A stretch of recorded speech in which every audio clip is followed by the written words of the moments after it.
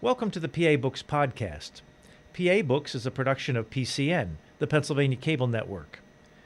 This program features interviews with authors of books on Pennsylvania people, history, sports, business, nature, and politics.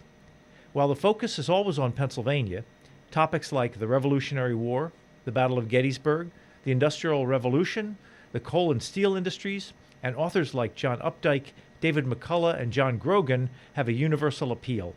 We hope you enjoy this podcast.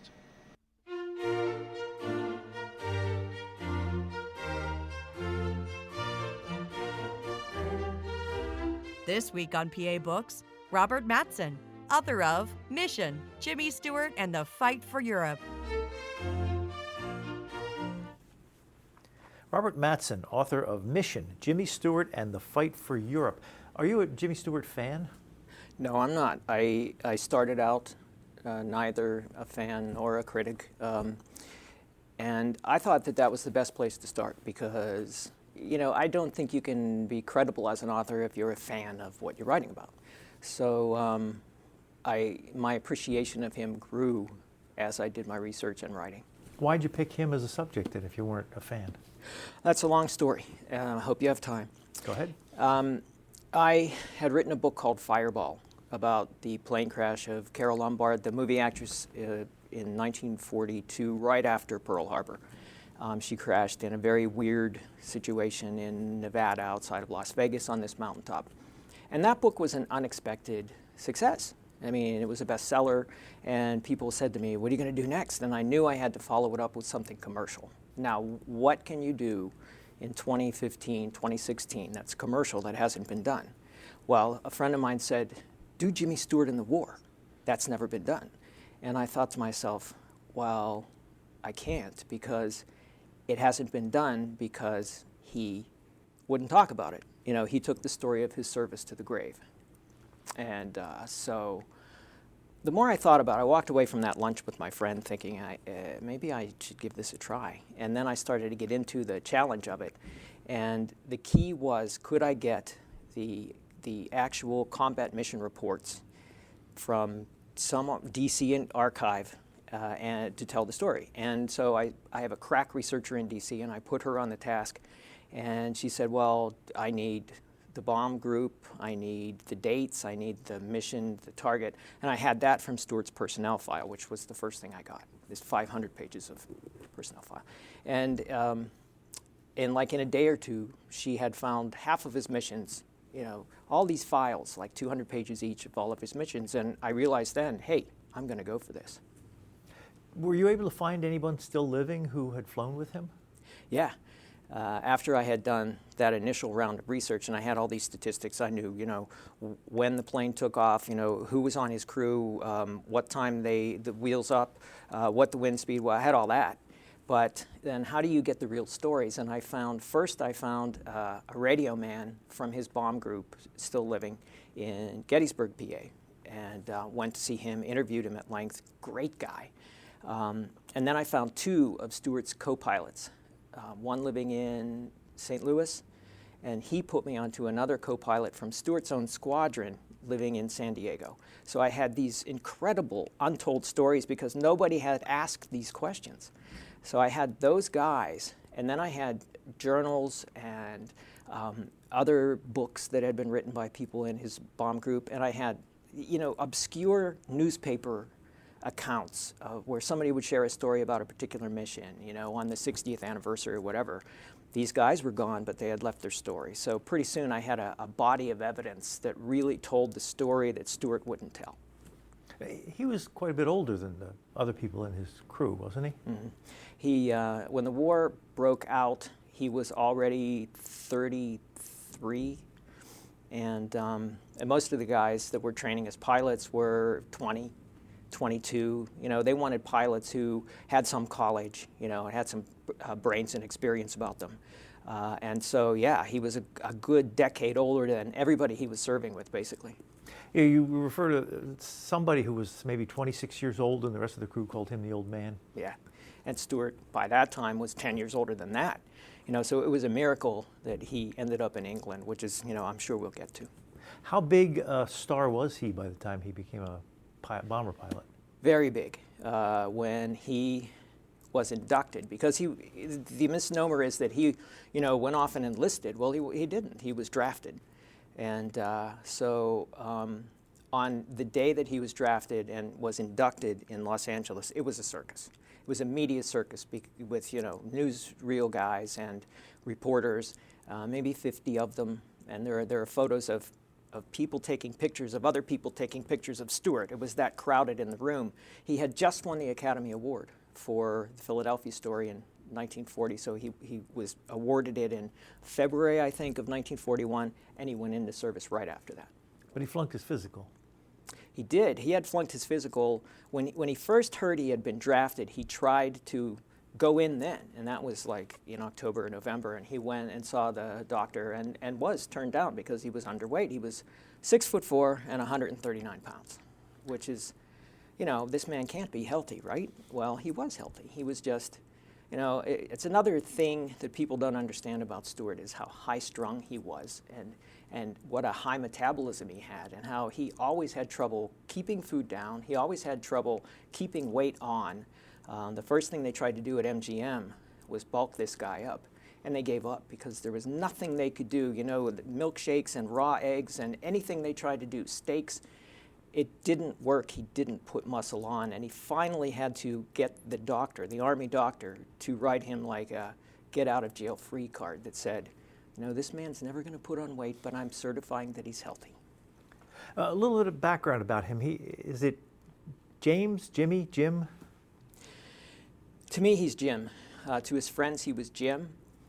Jimmy was his persona, his public persona, that he would play on more and more and more as he got older, and he ended up on The Tonight Show, and he was this doddering old man, and just made you smile, the way he would pause over his words. Well, that was an affectation of his, Oh, that was an act? Yeah, it was an act to a certain extent. And, when you're 80 years old, of course, you are going to slow down.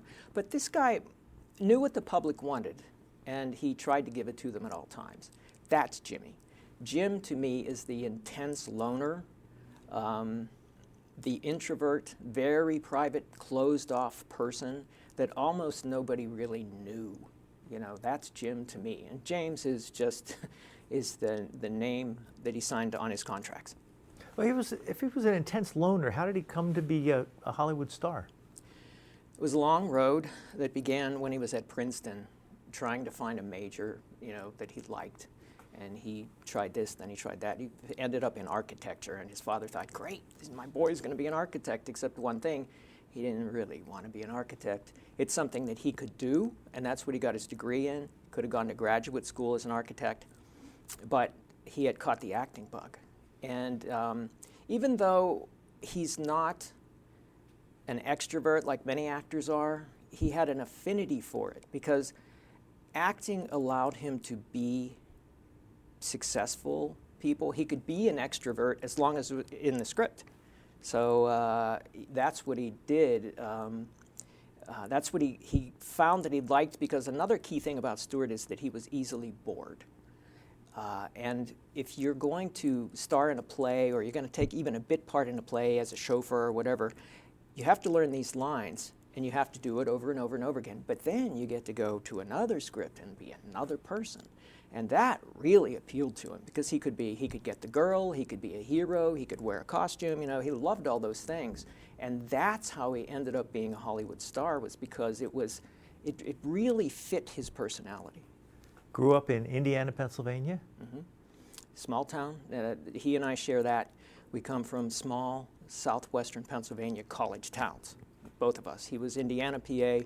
I grew up in the little town on the Mon River of California, PA. So I understood that mindset, that the Protestant sort of small town mindset. Both towns were mining towns. Both towns were farming towns. And so we grew up with that in common, which I thought was pretty important to understand him. Military family. That's where the title of mission comes from. It's the family mission to serve your country. And that went all the way back to the Revolution in his family, but primarily was his two grandfathers. His father's father was James Maitland Stewart, who Jim's named after, sergeant in the Army Signal Corps in the Shenandoah Valley under General Philip Sheridan, saw a lot of campaigning in the second half of the war, and he served under Custer, and he was under Custer at Appomattox. There was a little battle at Appomattox that really was the last straw for the Confederacy.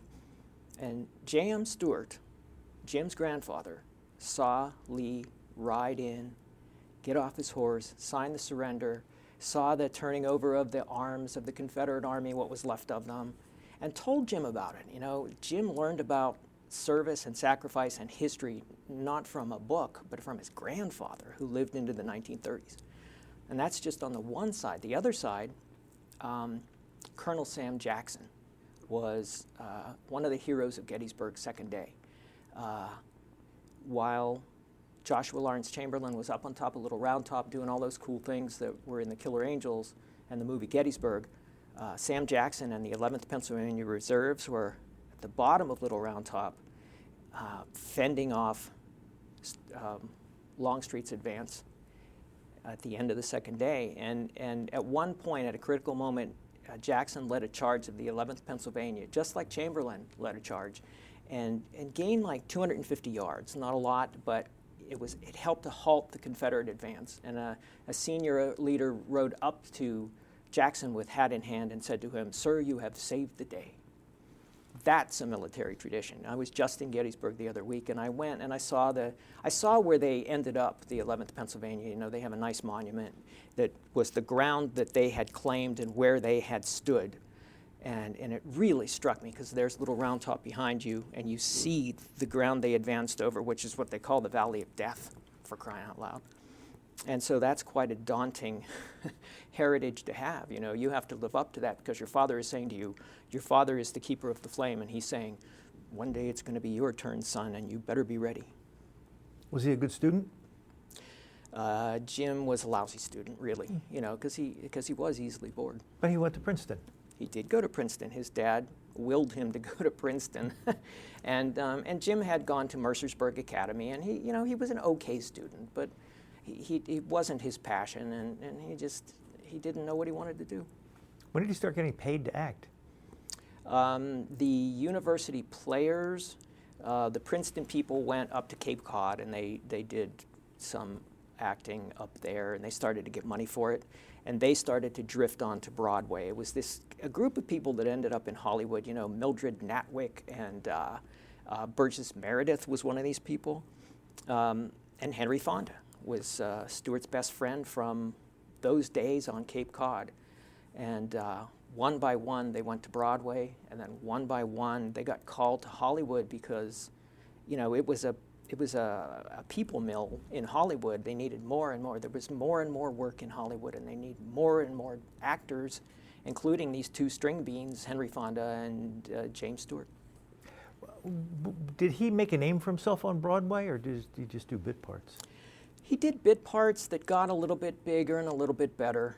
One of his plays was Carrie Nation, and he did a lot of performances of these things over and over, and he was honing his craft. And he had some important Broadway people start to get interested in him, and that led to casting director at MGM starting to pay attention to this one. And why would you, though? I mean, I find that the hardest thing of all, is that he wasn't particularly handsome, and he was ungainly looking, being so tall and so thin. But he got the call because I think it's just a raw talent and a raw something they saw in him that they thought, this kid maybe could be a character actor. When did he get interested in flying? That goes back to Indiana, and he's about... When his father went off to World War I, Jim was captivated by World War I. By what's called the Great War, of course. There wasn't a World War II to compare it to, but Jim started to collect paintings, on magazine covers of anything that had a plane on it would end up on his wall. Then he started to build airplanes, and he needed to go up. And so after the war, there would be barnstorming pilots coming through who had flown in the war, and they had got surplus planes, and they were flying around to make money. And Jim saved up his money and talked his parents into letting him go up in a plane. And so once he had gone up once, that was it. And in the book, I talk about certain people who were born to fly, and Stewart was one of them. He ended up getting a commercial pilot's license. He did. Did he plan on doing anything with it? Yeah, serving his country. Oh, not being a commercial pilot. No, the first thing he did when he got to Hollywood and started making this $350 a week was to take flying lessons. And then he bought his own plane. And the plane that he bought in 36, 37, was a Stinson Army trainer. And so he knew that was what he would train on in the Army when he became an Army Air Corps flyer, which was his only really wish in life. And so he carefully logged his hours. Anytime he had a free day, because usually they work 6 days a week in Hollywood, on Sundays he would be logging hours until he could get his private pilot's license and then his commercial rating, which he got right before he went into the service. And he did all that to become a military pilot? Mm-hmm. Yeah, I mean, he knew that war was coming. How could you not, You could see the rise of Hitler. You could see the Imperial Japanese build-up. And he knew this was coming. And he wanted to be ready. And he knew that this was his time to serve. A little bit about his Hollywood career. When he got to Hollywood, what was his first movie? He was in something called The Murder Man, which was a Spencer Tracy picture. Tracy had moved to MGM, and this was his first picture. And Stewart played a goofy, if you see it, he was named Shorty, and it was just an over-the-top character role. And from there, he got another bit part, and then another one. And he was, a killer in After the Thin Man, and he was a killer in a Jeanette MacDonald picture. So they didn't know what to do with the kid. And then he got a break as Eleanor Powell's leading man, the unlikeliest song and dance man ever, in something called Born to Dance. And then, he started to get a reputation as a really hard worker, Pennsylvania values, And then he started to be asked for, like Ginger Rogers asked for him in Vivacious Lady in 1938. So he goes to RKO and he makes this picture. And then he gets noticed by Frank Capra, and he makes You Can't Take It With You in 1938 at Columbia. And then in 1939, he makes Mr. Smith Goes to Washington. He's on this tremendous progression because he's so talented and so versatile. Can you explain the studio system? Sure. Actors were signed, it was like baseball players. Actors are signed to a contract, and it's an exclusive contract, and usually they ran 7 years. And that's what Stewart signed in 1935, was a 7-year contract. And then you are the exclusive property of that studio, and they can trade you around, sort of like baseball players, because they'll loan you out to RKO or Columbia, and in exchange, Columbia will lend them a star. And that's the way the studio system worked, was that you were under exclusive contract for 7 years, and you had no say, really, in what you were going to do. You just were assigned, here's your script, learn your lines, report on Monday. And they worked tremendous long hours. 8 to 6 was their standard, and then they would work evenings, and it was 6 days a week. But how many movies would they make in a year? Stewart would make up to 7 pictures a year. In various roles. This was early on. When he became a star, the usual star would make 3 or 4 a year. Was he well paid? Yeah, he was well paid, and he never spent a nickel that he didn't have to. He was always very good with his money and a very smart investor. You also talk about him being quite the ladies' man. And can you talk about some of the women he dated who are big Hollywood stars? Well, first of all, Margaret Sullivan. Yeah. Margaret Sullivan was a very complicated human. She was a Broadway star. She had come up with one of these extroverted Southern Belle, very, very charismatic people. If you look at her today, you think, she's all right looking, but she's no glamorous movie star. She's no Rita Hayworth or whatever. But she charmed the pants off of men, sometimes literally, and Jim really fell for this one hard. Unfortunately, she married Jim's best friend, Henry Fonda, and then she married another of Jim's best friends, Leland Hayward, who was a very powerful Hollywood agent and producer. So it never worked out for them, but that was his ideal, was Margaret Sullivan. I want to read something you wrote in here about Walter Pidgeon, who worked with Stewart and Sullivan in 1938, said it was so obvious he was in love with her. He came alive in his scenes with her, playing with a conviction and a deep sincerity I never knew him to summon away from her. Yeah. But they were never an item. Well, there's some speculation that indeed they were an item, that at one point early on that they had a thing, a physical thing. It's hard to say, but the psychology of Jim is, yeah, they probably did have a thing, because Jim was against all odds of what people think today. He was a very physical person. He was an aggressive lover and became known around Hollywood as a Don Juan. And the psychology of that is that Jim needed to prove to himself that he was attractive, because here he is, a 6'4" guy. He hated the way he looked. He hated how thin he was, and he thought he must be just, too gangly and gawky and whatever. And so he needed to prove he wasn't. And so that's why I go into such depth about these women and how this all happened, because he had to prove himself militarily. He had to prove that he was, worthy of the Stewart name as a soldier. On the one hand, he had to prove he was worthy as a lover, as an attractive man. That was what these were the two things in his life that were important for him to prove, and he proved them both.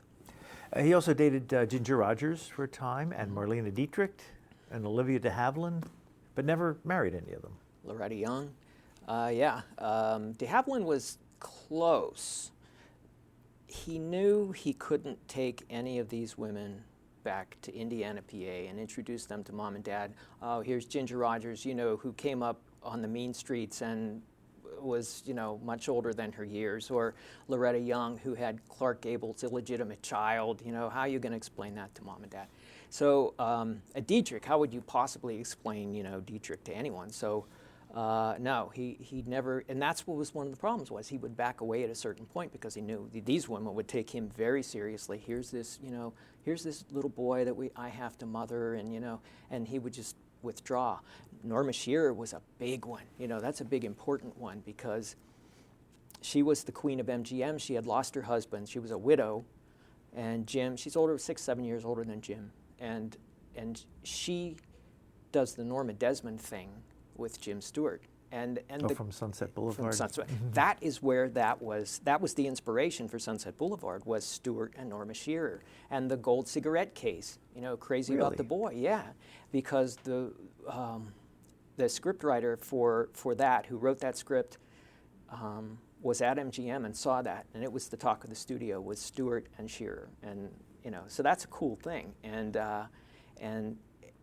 Jim got just as uncomfortable with that relationship as William Holden. When you see William Holden just like squirming, that was the way Jim grew to feel about this relationship, because he couldn't get that close to people. He didn't like that. He did not like to be a kept man, and that's what Shearer did with him. Did he keep in touch with the folks back home in Indiana? Did he go visit when he was a big star? Yeah, he was very close to his dad, and they would talk on the phone a lot. Yeah, he would go home when he could. He would all the stars would go to New York City, and they would go around, and any time he was close by, yeah, he'd stop in.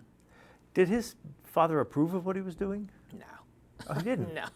No, because his dad wanted him to do, his dad ran a hardware store. His dad saw farmers and miners all day, so what Jim was doing was silly, and he was in with this bohemian crowd, and he was, he needed to settle down and get a real job, and he kept not doing it. In fact, he kept making more and more money that he ended up funneling back to the hardware store when it had a hard time. So, what was Dad supposed to do? So the war came, and he wanted to get in the Army, and it sounds like he had to pull some strings to get in. He did because of this problem, and so they thought, the War Department and MGM both, MGM has his contract, the War Department has his body, and they got together and they thought, okay, we'll let him in. So yeah, he's got this doctor's excuse to get him in, so we'll induct him, and he is going to be a morale guy. He's going to make pictures, and he's going to help us recruit pilots and gunners, and so we got the plan. And so yeah, you say here, after basic training, Stewart would be assigned to the motion picture unit at Headquarters Squadron in Dayton, Ohio, for the purpose of making motion picture shorts for the Air Corps. Yeah, right field in Dayton, yeah. And Jimmy Stewart didn't like that. No. And so here's Private Stewart, private, a 6'4", 32, 3-year-old pilot, private, goes to the commanding officer where he was assigned at Moffett Field and says, don't make me do that. I don't want to do that. And so the private, because he's a famous movie star, gets those orders negated.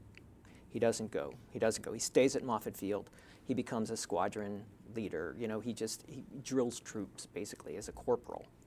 And but all the while, he's going for his wings. That's what he wants.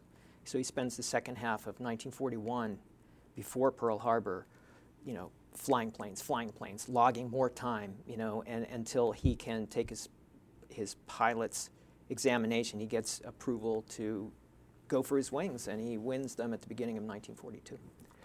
Did his commanding officers ever say, well, you're not going to fly combat, you're a big Hollywood star? It wasn't the commanding officer. It was way up. It was in Washington. It was that level that said, you're stuck. You can't. We can't let you. What good could possibly come of you going overseas and getting shot down? Because they knew he wanted to be a pilot. He's 6'4" and he's 32, 3, 4, 5 years old. So he's not going to be a fighter pilot. His reflexes aren't there. He's too tall. So that relegates him to the bombers. And so they thought, all right, so now you're a second lieutenant. You can train pilots. We'll let you do that, but you'll do it stateside. So he trains pilots. He trains bombardiers. He takes people up. And the whole time he's just like dying inside because this is not what he wants to do. Now, in retrospect, it's a really valuable thing what he was doing, because they were stamping out pilots because of the war in Europe that I'm sure we'll talk about. So he's doing a very important thing, but personally, the mission was, I gotta fight. I gotta prove to myself that I'm worthy. And so nothing short of that was gonna do. How did he eventually get sent overseas? Well, he became this instructor. He got his captain's commission when he was certified on 4-engine bombers. So Flying Fortress B-17 was his specialty. He started training B-17 pilots at various bases. And he was in, I think it was Boise, when he came upon a leader, a very cool Colonel Pop Arnold, who is, I think, younger than Jim, because that's how old Jim was. He was older than most of his officers. That said, I can see what this is doing to you. I'm going to help you. And so they sort of stayed a little bit under the radar, and there were all these bomb groups being formed because of the air war over Europe, and how many guys were being lost, and how many bomb groups were being decimated by this horrific air war. And one of the new bomb groups was the 445th that was mustering somewhere, and it ended up at Sioux City, and that's where Jim went in August 1943. As a captain, he became the operations officer of that new bomb group, and within a couple of weeks, he had been switched to a squadron commander because of his experience as a training pilot and his experience as a human being. He's this Hollywood star who, that's not just for show. I mean, he has stood up to Louis B. Mayer. He's broken bread with Jack Warner. This is a guy who's got real world experience. So he becomes a squadron commander, and they're in like the final phase of training to go to war. How big is a squadron? A squadron's 15 planes and crews, and the ground crews that go with them, and there are 4 squadrons in a bomb group. So he was, one of 60 planes and crews. When did they end up finally going overseas? He trained and trained and trained. He had some close calls. He almost died, in a crash landing at one point. Lots of men died in training, because this was a rough thing. The technology was just catching up to the need for these heavy bombers. It sounds like from your book that a lot of planes just had routine mechanical problems while they were in the air. Yeah, and especially the plane that he ended up in, the B-24 Liberator. It was November when they made the crossing. They took their planes by this circuitous route off of Florida to Puerto Rico to South America, across to Africa, and up to England. November of 1943? Yeah. What was going on in the war at the time? The only Americans fighting in Europe were the flyers of the bomb groups and the fighters that protected them. And every day they would go to Germany to bomb industrial targets. They flew exclusively in daylight. The American strategy was we're not going to bomb indiscriminately. We are going to hit the targets of war of Germany. And that's primarily, their manufacturing. They wanted to starve their ability to wage war. And so every day they flew missions from England, from all these bases in the eastern part of England, in East Anglia, to Germany or to France. And part of the missions would be unescorted by fighters. And so the German fighters were just knocking these guys out of the sky on a horrible basis, day by day. And that was the war that he was walking into. He landed in England on Thanksgiving Day, 1943. And part of the second wave, because the first wave had been decimated. Why didn't they have fighters going along with the bombers? At that phase of the war, they didn't have the technology. The fighters had limited range. They didn't have the fuel to get them all the way to the target and back. So there would be this very intense choreography where, they would be protected here by this group, and then another group would pick them up here, and then another group here. But then there would be this middle ground where they couldn't have any air cover until later in the war, a little bit later, when they developed drop tanks that they would use their fuel up, and then they would drop them off the plane, and then they would have extended range. What was his first mission? His first mission was December 13th, 1943, to Kiel, Germany, very northern tip of Germany. And it was the first mission for the entire bomb group. And he was second in command on that mission. And it was a very successful one that didn't lose any planes, didn't really face any fighters. There was flak, but no fighters. We'll talk about the Gotha mission, because that sounded pretty harrowing. The Gotha mission was devastating. In February 1944, the strategy was to knock out. We're going to take 1 week and exclusively go after German manufacturing of aircraft. We want to knock out the German aircraft industry, because until we do that, A, we can't win the war, and B, we can't invade Europe. There can't be a D-Day until we get control of the skies. So they devised something called Big Week, which was this week of just concentrated bombing of these particular targets. And they needed good weather. They finally got it in around February 20th, 1944 is when Big Week started. And Jim flew the first mission of Big Week, and then there was the Gotha mission, which was February 24th, 1944. Jim did not fly that mission. There were 25 planes from the 445th that went on that mission, and 13 got shot down. 12 or 13 got shot down. And so, 50% casualty rates. All those crews are gone. They're dead, or they're in prison camps, or they're on the run in the ground in Germany. And the survivors that came back went through their after-mission interrogations, and they told horrific stories, just horrifying stories of what they had gone through, how intense the German fighters were, how planes were blowing up, how flyers would come out of these planes, the exploding planes, and crash into the windshield of other planes, bodies falling through the air. I mean, it was hell on earth. Jim was leading the mission the next day, and it was one of the only things he would ever talk about in the war. Makes my eye twitch just even talking about it. Lying there in the dark, thinking about how he was going to have to go back to the same target. They went back to Gotha the next day because they didn't finish the mission. And he finally just got up and he talked about looking out into the misty, English night, thinking about was he going to make the right decisions? Was he going to do the right thing? Were they going to succeed? Was he going to get home? And so that was, his worst mission. And it was, because it was just as bad the next day, and that was the day he almost died.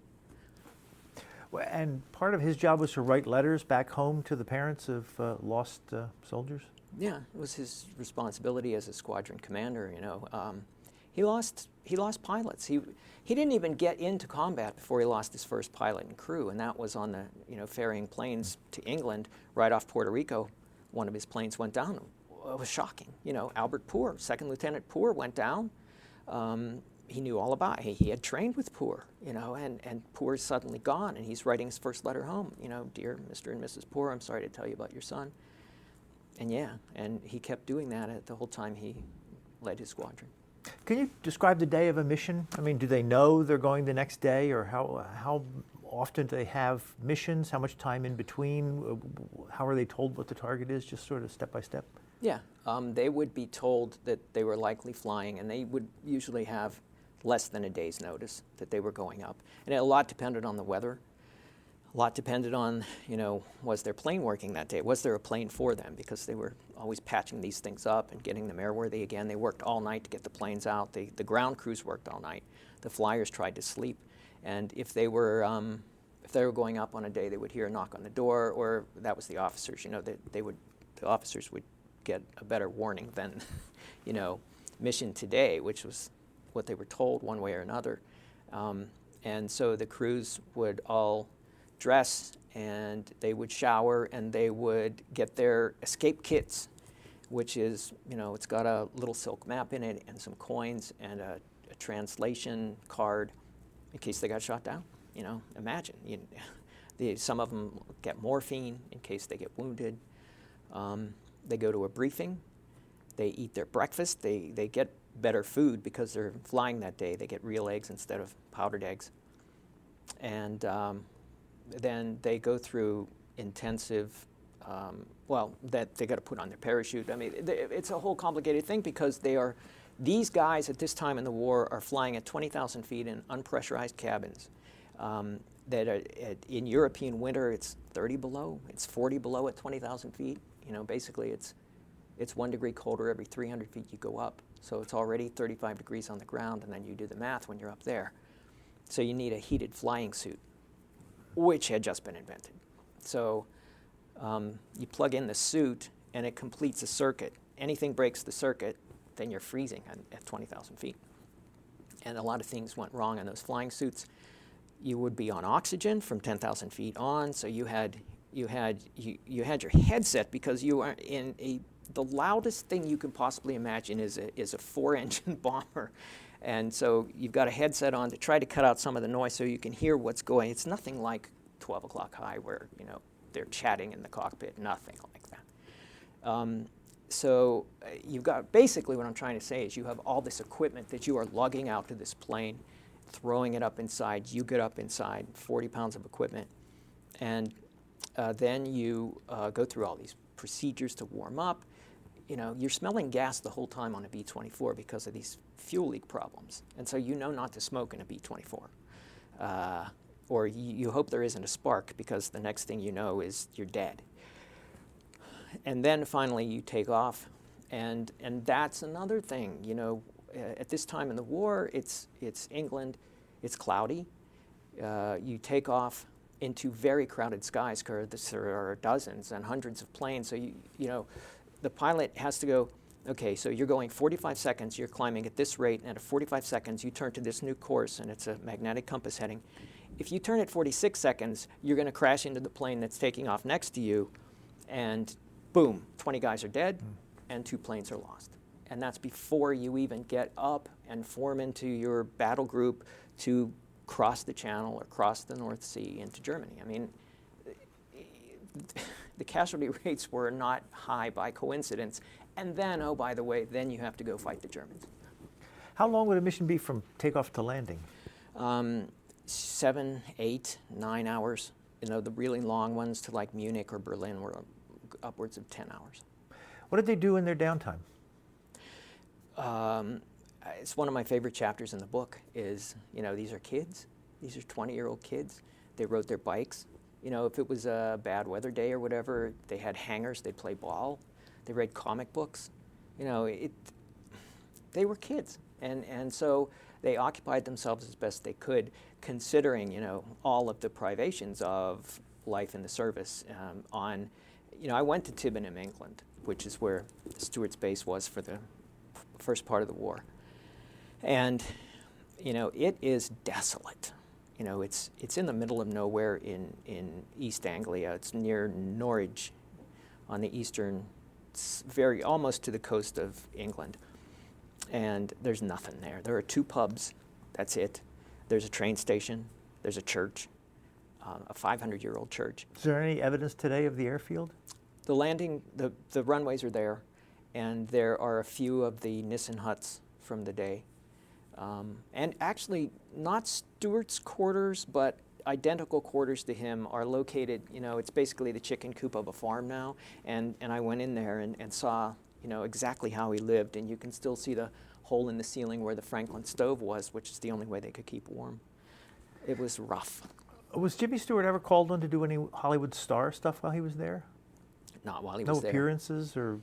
No, not when he went to England, no. He made a couple of appearances early on, and then he said, no more. I won't do it. There was one time when they wanted him, John Huston was making a short subject about, it was called Winning Your Wings, about the glamorous world of a bomber pilot and a bomber crew, and they talked Jim into theoretically doing it. He was back in Hollywood, and he said, yeah, all right, I'll do it. Well, they showed up. Warner Brothers sent this caravan up to shoot at Moffett Field, which is where he was stationed. And there's a story in the book. The kid, he was a young guy who went up to direct that. Owen Crump. It wasn't Huston himself. It was this Warner Brothers director, like a B unit director. Went up, and when Stewart was flying around in his AT-6. He looked down and he saw, I know that's a film crew. Damn it, I know that's a film. And he was furious because he hadn't been told they were coming, and he hadn't agreed, okay, on this day I'm going to do this. He landed, and he got into this big fight with poor Owen Crump, who was just sent there. And Crump had to talk him into doing Winning Your Wings, and Jim shot it quickly, and it was nothing for him to do.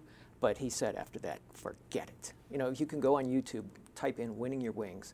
It's a cool little picture that used, Warner Brothers talent, and Stewart narrated the whole thing, but he hated it. How many of these old Jimmy Stewart movies were you able to dig up? Everything, pretty much. Did you watch them all? A lot of them. I can't say I looked at all of them, but, I saw his first Speed, his first starring picture. It was a B picture. Then Born to Dance. Yeah, I went through a lot of them, and especially the Margaret Sullivan pictures to get that vibe. Yeah. You say in here he did a movie with Shemp Howard, one of the Three Stooges. Yeah, that was before he went to Hollywood. That was in New York City. Yeah, and that one I didn't see, but I hear it's pretty bad.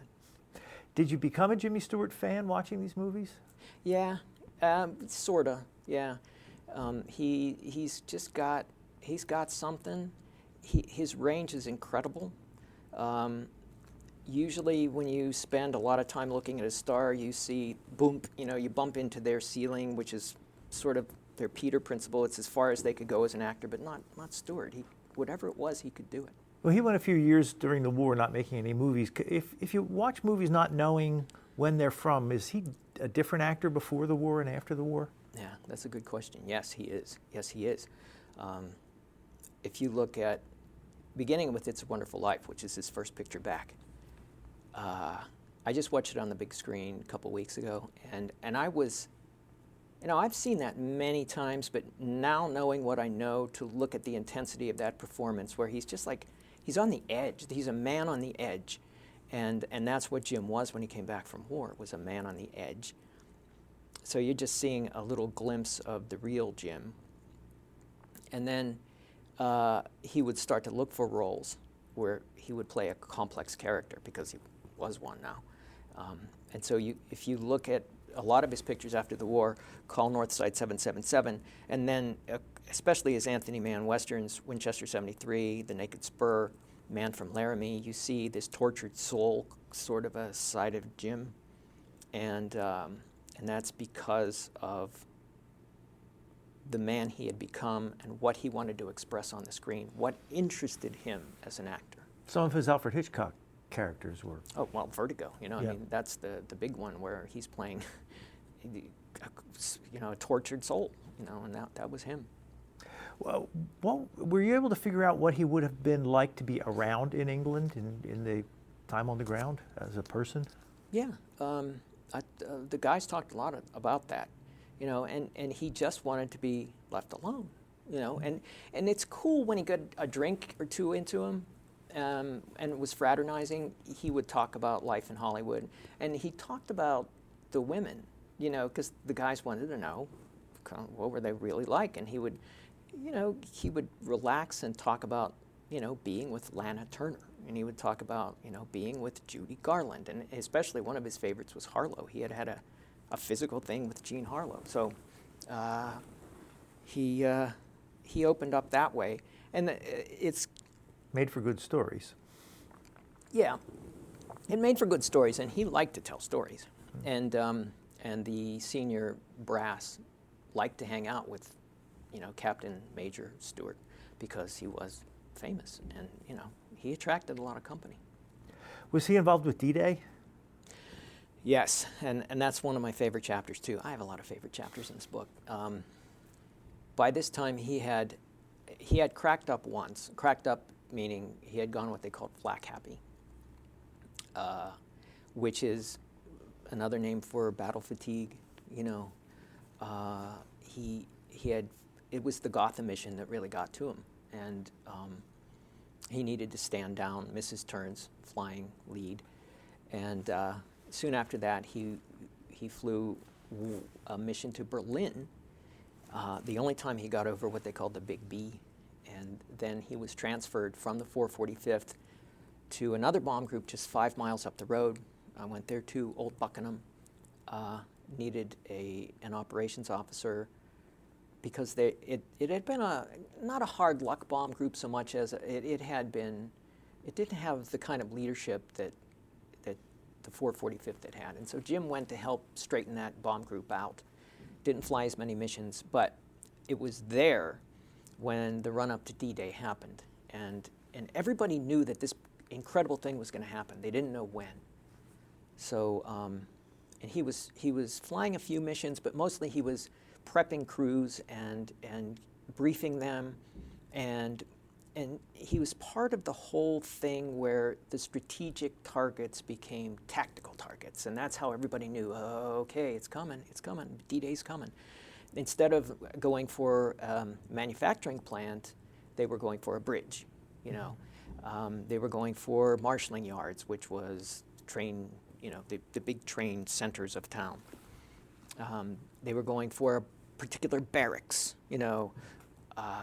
that's how then they would start to speculate, okay, where's it going to come? Because nobody knew where the invasion was going to happen. Calais, and so if they hit this particular bridge, oh, it's going to be Normandy. No, it's not going to be Normandy. It's going to be, So, and then when it finally happened, I think that's just probably the coolest thing in the book, is when they locked down all the bases, and everybody knew that this was the night, this was it.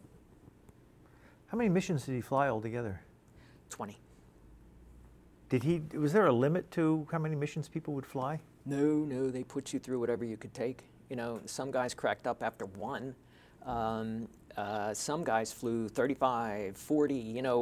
There were a couple of his pilots. I really take time to flesh out these pilots because I think they're exceptional human beings. A couple of them finished their tours with the 445th and said, okay, what do you got for me next? They just kept flying. They became fighter pilots, whatever. Jim was lucky to make 20 for a couple. He was lucky to make 20 because of the stress of it, and he was lucky to make 20 because he didn't get shot down. Where was he when the war ended? He was a staff officer for the 2nd Combat Wing, When the combat ended and Hitler was dead, he made a full colonel, and he was commander of the 2nd Combat Wing. So he had risen very high. It was actually controversial because he wasn't a general. Usually that required a general's rank. But he did it as a colonel, and it was sort of a gesture to say, thank you for everything you did. And so what it involved was just getting the guys home at that point. Won the Distinguished Flying Cross? 2 of them. When the war was over and he went back to Hollywood, was Hollywood different than he had left it? Yeah. So Brian, so you leave this position for 5 years. So you go and do something else, and then you come back. Now, what's going to change? Well, probably everything. The camera guys are going to be different. Maybe the executives are going to be different. The way that the show is done is probably going to be different. Well, Jim experienced all of that in spades. The entire Hollywood community had changed. He had been gone for 5 years, hadn't made a picture in 5 years. That's an eternity. And in addition, there's a side-by-side photo that you must have seen in the book. What he looked like in 1942 when he had won his wings. He's a fresh-faced kid. 1944, he's been through 14, 15 combat missions. He looks like his own father. He looks old and haggard. So he's coming back, not the youthful leading man who had left. Were there actors who went off to war and then came back and were not able to resume their careers? Yeah.